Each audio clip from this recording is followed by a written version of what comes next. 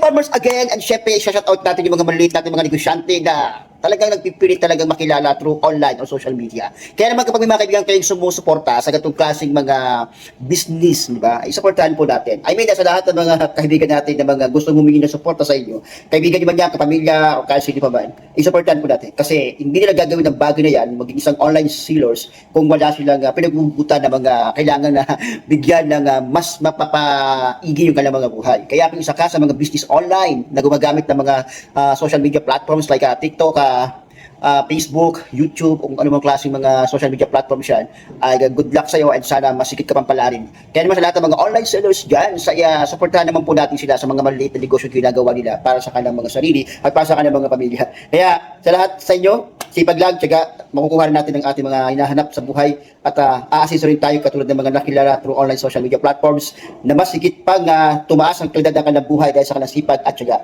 Kaya lahat ng ating mga kasama dyan sa social media, vloggers, content creators ba dyan, mga online sellers, alay, welcome tayo dito sa ating biyahe at sana magkatulungan tayong lahat.